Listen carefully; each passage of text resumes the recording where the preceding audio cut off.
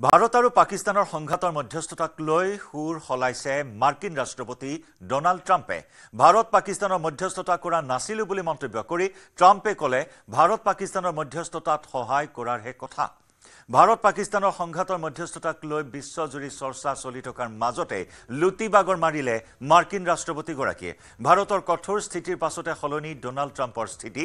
প্ৰধানমন্ত্ৰী নৰেন্দ্ৰ মোদীয়ে স্পষ্ট কৰি দিছিল পাকিস্তানৰ ডিজিএমঅই ফোন কৰাৰ পিছতহে ভাৰতে আক্ৰমণ স্থগিত ৰখাৰ সিদ্ধান্ত লৈছিল। ইপিনে হঠাৎ কাটাৰৰ মাৰ্কিন সেনাৰ শিবিৰত ভাষণ দি ডোনাল্ড ট্ৰাম্পে কলে মই নকওঁ যে মই কৰিছিলো, কিন্তু নিশ্চিতভাৱে ভাৰত পাকিস্তানৰ মাজৰ সমস্যা তথা সংঘাত নিষ্পত্তিৰ ক্ষেত্ৰত সহায় কৰিছিল। And by the way, I don't want to say I did, but I sure as hell helped settle the problem between Pakistan and India last week, which was getting more and more hostile. And all of a sudden you'll start seeing missiles of a different type. And by the way, I don't want to say I did, but I sure as hell helped settle the problem between Pakistan and India last week, which was getting more and more hostile.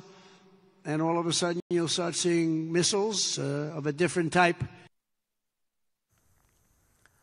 Bharat পাকিস্তানৰ মাজত হোৱা যুদ্ধবিৰতিৰ দিনা ট্ৰাম্পে দিছিল এক বিশেষ post, য'ত ট্ৰাম্পে সদম্ভে ঘোষণা কৰিছিল ভাৰত পাকিস্তানৰ যুদ্ধবিৰতিৰ কথা। স্পষ্টকৈ ট্ৰাম্পে উল্লেখ কৰিছিল আমেৰিকাৰ মধ্যস্থতাত ভাৰত পাকিস্তানৰ মাজত যুদ্ধবিৰতি হোৱাৰ কথা। অভিনন্দন জনাইছিল দুই দেশক, কিন্তু সেই ট্ৰাম্পৰে এতিয়া পদে পদে সলনি হৈছে সুৰ।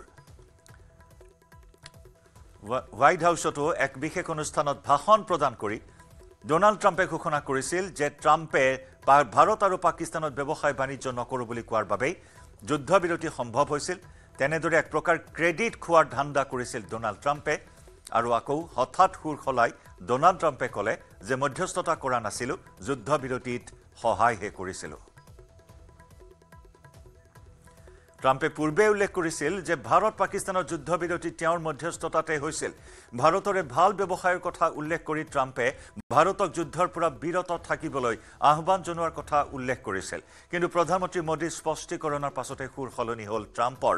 পাক ডিজিএমঅই ফোন কৰাৰ বাবেহে যুদ্ধবিৰতিৰ কথা ভাৰতে মানি লোৱাৰ কথা উল্লেখ কৰাৰ পাছতে ঘনে ঘনে সলনি হৈছে ট্ৰাম্পৰ মন্তব্য।